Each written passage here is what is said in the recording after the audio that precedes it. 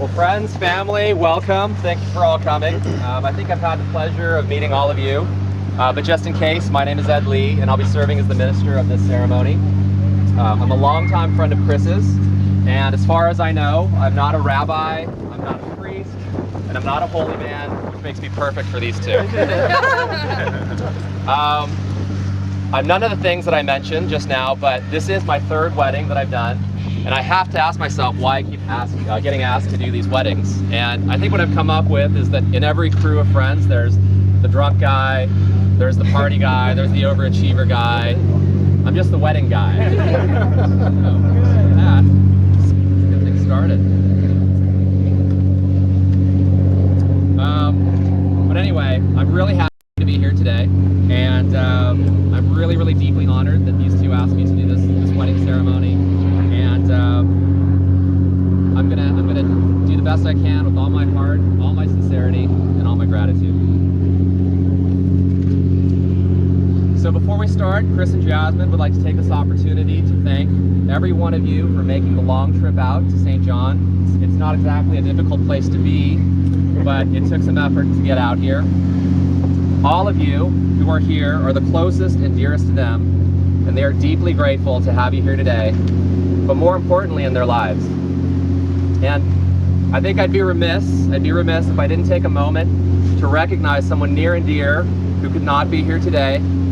Mayru, wherever you are, our hearts are with you. So let's get started. We are all gathered here today to celebrate the love which Jasmine and Chris have for each other, and to give support and recognition to their decision to commit their lives to one another. If any of you has anything to say that might change their minds, you're too late. They don't want to hear it. They do want to hear is that you will always be their friends, you will always support and encourage them as they discover the commitment and dedication needed to make a marriage work.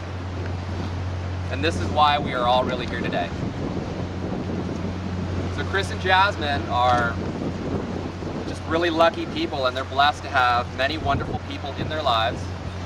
And at this time, we'd like to invite two of them for a reading. Love is the answer, at least for most of the questions of the heart. Why are we here? Where do we go? And how come it's so hard? It's not always easy. Sometimes life can be deceiving, but it's always better when we're together.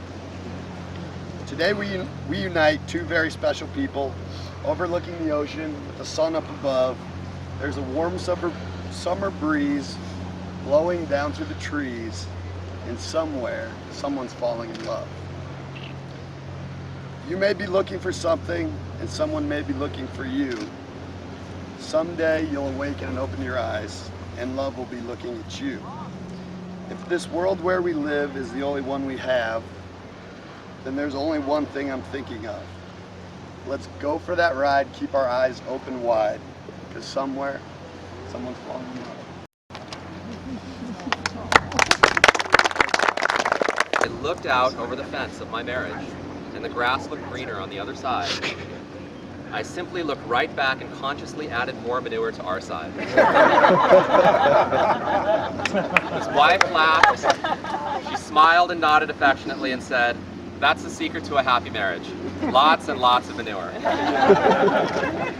So all joking aside, there's an amazing lesson in this man's words, and it's about what love is and what love isn't. So lasting love is not always some feeling that whisks your heart away, as in some Hollywood movie. Yes, this feeling of love does exist, but it's often short and it's fleeting. And it's not love in its purest form. Love in its purest form is actually a verb. It's an action. It's a conscious decision each of you must make in order to serve, enrich, and care for your marriage. If you think of love as a selfless action, it will remain vibrant and healthy. Love is a thing, but more importantly, and more truthfully, love is doing. So at this time, we'd like to invite the ring bearers up, if they could come up, please.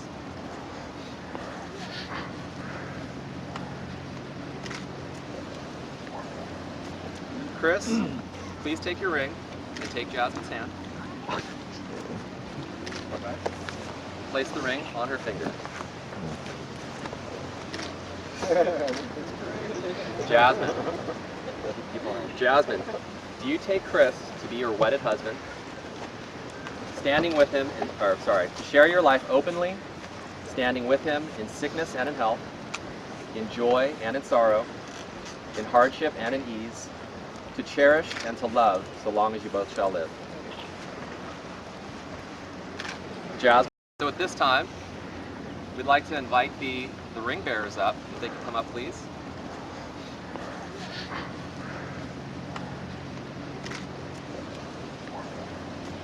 Chris, please take your ring and take Jasmine's hand. Place the ring on her finger. Jasmine. Jasmine, do you take Chris to be your wedded husband, standing with him, to share your life openly, standing with him in sickness and in health, in joy and in sorrow, in hardship and in ease, to cherish and to love so long as you both shall live? Jasmine. So at this time, we'd like to invite the ring bearers up. If they could come up, please.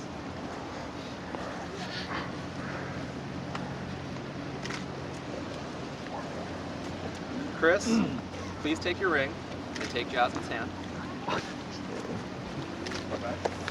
Place the ring on her finger. Jasmine.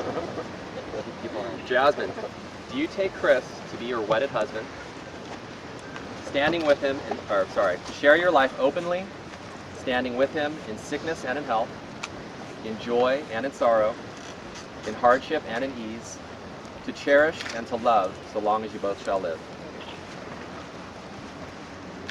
Jasmine, please take your ring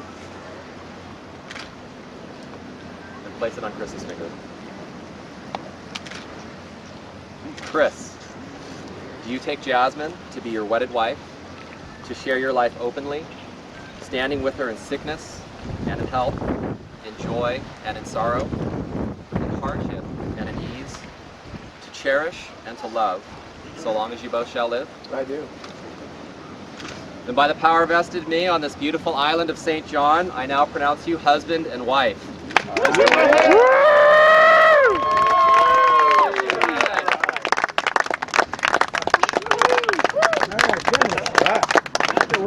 Now for the first time, I'd like to introduce Mr. and Mrs. Chris and Jasmine Marquez.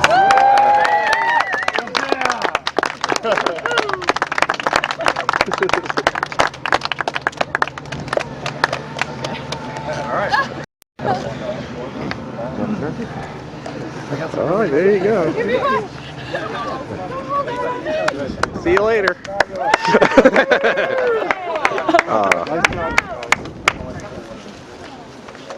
Well done, Ed.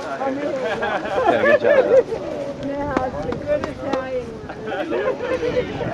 Bring out the rum.